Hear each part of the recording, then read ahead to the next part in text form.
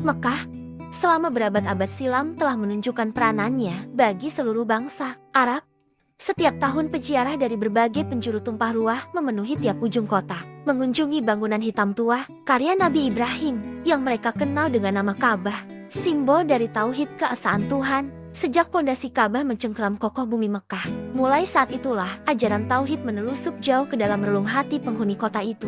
Bahkan agama yang dibawa Nabi Ibrahim telah menjadi gaya hidup, bahkan lebih dalam lagi, yaitu menjadi adat istiadat. Selama beberapa kurun, Mekah berulang kali dipegang oleh berbagai kabilah yang berbeda-beda. Dari waktu ke waktu, ajaran Nabi Ibrahim mulai luntur dan membaur dengan kepercayaan paganisme. Allah masih mereka kenal tapi telah menjadi Tuhan yang begitu jauh.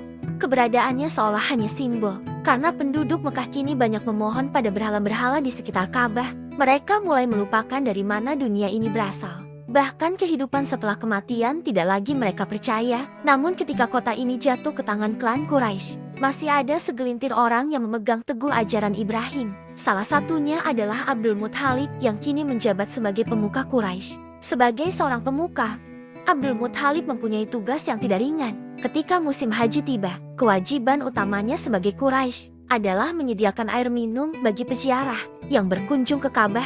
Ritual ini lebih dikenal dengan sebutan sikoyah. Pada awalnya, Abdul Muthalib dapat memenuhi kebutuhan air dengan sumur-sumur di sekitar Mekah. Sayang sumur-sumur itu kadang mengering begitu saja di musim-musim tertentu. Jika salah satu sumur mengering, pemandangan miris akan terlihat jelas di dasarnya. Di dasar, tanah kering telah menunggu dengan congkaknya, siap menghamburkan debu-debu lembut ketika timba-timba tak pernah diturunkan. Dasar sumur itu seolah tak pernah mengenal air. Satu sisi, meningkatnya peziarah ke Mekah merupakan sebuah keuntungan yang tampak di depan mata. Dengan banyaknya pengunjung, masyarakat Mekah dapat meraup hasil berlipat dari perdagangan yang selama ini menjadi andalan mereka. Tapi di sisi lain, sumur-sumur sudah mengering. Kaum Quraisy juga merasa berat untuk selalu menyediakan air yang kian hari makin sulit. Jika masyarakat Mekah tidak bisa memenuhi kebutuhan akan air, jelas harga diri mereka akan hancur. Mereka akan dianggap gagal memenuhi tamu-tamu Tuhan. Begitulah kenyataan yang dihadapi penghuni kota suci itu. Beberapa tahun terakhir, dimanja dengan kekayaan hasil dagang sekaligus dituntut kewajiban begitu beratnya.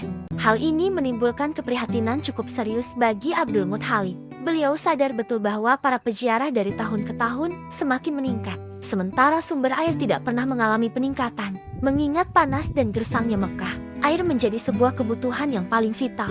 Keberadaan sumber air merupakan barang berharga yang tak kalah berarti dengan tambang emas sekalipun. Satu-satunya sumur yang bisa diandalkan hanyalah Zam-Zam. Sayang, beberapa tahun silam sumur Zam-Zam telah ditimbun oleh suku Jurhum tanpa meninggalkan bekas sedikit pun. Sementara suku Khuza'ah yang telah berhasil mengusir Jurhum tidak tertarik untuk mencarinya. Sumur anugerah Tuhan itu setengah dilupakan karena mereka telah menggali sumur-sumur lain di sekitar Mekah. Kelangkaan sumber air benar-benar menghantui kaum Quraisy dan menuntut kebijakan Abdul Muthalib untuk mengatasinya.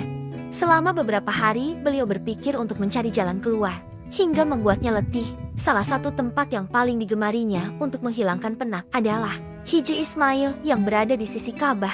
Suatu malam ketika beliau merebahkan tubuhnya di tempat tersebut, sambil menekuni kenyataan yang sedang dihadapinya, tiba-tiba kedua matanya terpejam. Tak lama kemudian beliau tersentak oleh sebuah mimpi. Abdul Muthalib merasa telah ditemui seorang laki-laki mengenakan pakaian serba putih dan memerintahkannya untuk menggali At-Taibah, salah satu nama Ka'bah. Mimpi itu beliau ceritakan pada kaumnya dan mereka tafsirkan sebagai suatu harapan untuk menemukan sumber air. Cahaya harapan mulai tumbuh.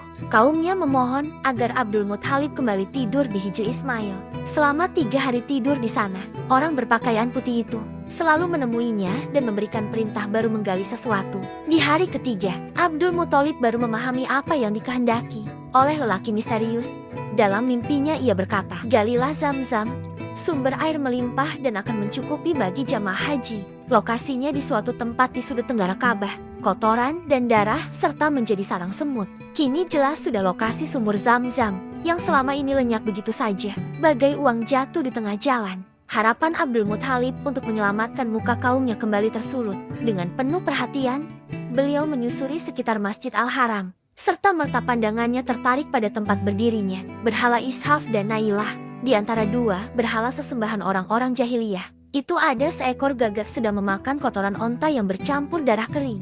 Kedua matanya juga melihat begitu banyak semut keluar masuk dari sebuah sarang. Abdul Muthalib sangat yakin di antara berhala itulah terdapat sumur Zam-Zam. Tanpa banyak bicara, dengan dibantu oleh Al-Haris, satu-satunya putra yang beliau miliki ketika itu, Abdul Muthalib memulai penggalian. Pekerjaan ini bukan tanpa resiko. Tempat tersebut adalah lokasi penyembelihan hewan kurban bagi kedua berhala yang berdiri. Seperti orang yang berpenyakit. Jelas jika tempat tersebut diusik maka kaum Quraisy pasti protes keras. Abdul Muthalib akan dianggap sebagai perusak tempat suci mereka. Namun semua telah diperhitungkan baik-baik olehnya. Al-Haris diperintahkan untuk melindungi pekerjaannya. Sementara beliau menggali tempat tersebut, baru beberapa kali cangkul berhasil mencabik tanah. Suaranya mengundang perhatian beberapa orang yang berada di sekitar Masjid Al-Haram. Satu persatu penduduk sekitar mulai mendatangi sumber suara. Dan betapa terkejutnya beberapa orang yang hadir di sana. Mereka melihat pemimpin yang sangat berwibawa itu tengah merobek-robek tanah tempat pengorbanan. Berbagai penilaian mulai bermunculan. Namun semua mengerucut pada satu kesimpulan bahwa Abdul Muthalib telah berbuat lancang terhadap tempat suci mereka. Tak ayal apa yang beliau takutkan benar-benar terjadi. Masyarakatnya mengecam tindakan Abdul Muthalib dan meminta agar pekerjaannya dihentikan. Dengan tegas beliau menjelaskan bahwa semua itu dilakukan untuk menemukan sumur Zam-Zam, bukan karena ketidakhormatannya terhadap tempat suci mereka. Alasan itu tetap tidak bisa mereka terima. Percekcokan semakin memanas. Abdul Muthalib bersikeras untuk meneruskan, sementara masyarakatnya tidak ada satupun yang memihak kepadanya. Hari itu beliau benar-benar merasa miskin dengan hanya mempunyai satu putra. Berkelebatlah berbagai bayangan seandainya mempunyai lebih dari satu anak. Tentu anak-anaknya akan selalu siap berdiri di belakangnya untuk mendukung sang ayah. Akhirnya untuk meredakan suasana, beliau mengucapkan sebuah nazar. Janji khusus untuk mengorbankan salah satu putranya jika mempunyai anak laki-laki lebih dari 10. Dengan nazar ini sebenarnya beliau ingin menegaskan pada kaumnya bahwa apa yang dilakukannya demi keperluan mereka juga. Selain itu, nazarnya adalah bukti keseriusan beliau kalau penggalian di tempat itu bukan untuk melecehkan tempat suci tersebut. Seolah beliau berkata pada mereka, di tempat ini kalian hanya menyembelih hewan kurban untuk Tuhan Ka'bah. Sekarang lihatlah, aku akan mengorbankan lebih dari semua itu di sini. Aku akan mengorbankan darah dagingku sendiri. Semua orang tercengang. Kesadaran mereka tersentak dengan nazar tersebut. Abdul Muthalib seakan-akan membangkitkan kembali cerita leluhur mereka. Nabi Ibrahim nazar beliau tak ubahnya janji yang pernah diucapkan Nabi Ibrahim atas Ismail. Melihat begitu teguhnya keinginan Abdul Muthalib, perlahan-lahan mereka mundur, membiarkan anak beranak itu meneruskan penggalian tanpa diberi aba-aba. Tidak ada yang berani bertindak lebih jauh. Tanpa sejenis itu, mereka diam, membiarkan Abdul Muthalib dan Al-Haris meneruskan penggalian. Kini mereka berdua bisa menggali dengan sepenuh hati. Bapak anak ini tak peduli dengan berpuluh-puluh pasang mata yang terus mengawasi pekerjaan misterius tersebut.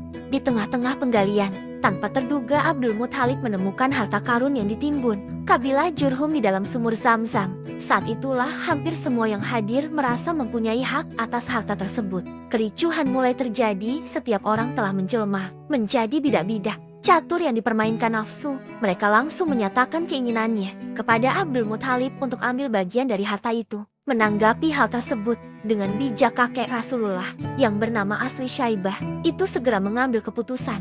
Beliau memutuskan bahwa harta kekayaan kabilah Jurhum berupa 2 patung emas dan berbagai jenis peralatan perang tersebut akan diundi. 6 buah bejana dipersiapkan. 2 bejana kuning akan untuk Ka'bah, 2 bejana warna hitam untuk Abdul Muthalib, dan 2 buah lainnya yang berwarna putih untuk orang-orang Quraisy. Setelah diundi, ternyata 2 bejana kuning mengarah pada 2 patung emas, sehingga keduanya menjadi bagian Ka'bah. 2 bejana hitam mengarah pada 2 jenis alat perang, sehingga semua peralatan perang berhak menjadi milik Abdul Muthalib. Ketika itu orang Quraisy tidak mendapatkan bagian sebab 2 bejana warna putih jatuh pada undian terakhir. Sesuai dengan aturan, bejana yang terakhir keluar tidak mendapatkan bagian. Itulah tadi cerita penggalian sumur Zam-Zam yang berjarak 21 meter dari Ka'bah dengan kedalaman 17,20 yang dilakukan oleh Abdul Muthalib bersama putranya yang bernama Haris. Sekian dulu cerita hari ini. Jangan lupa like, komen, dan subscribe agar tidak ketinggalan cerita selanjutnya. Akhirul kalam, wassalamualaikum warahmatullahi wabarakatuh. Sampai jumpa di cerita selanjutnya.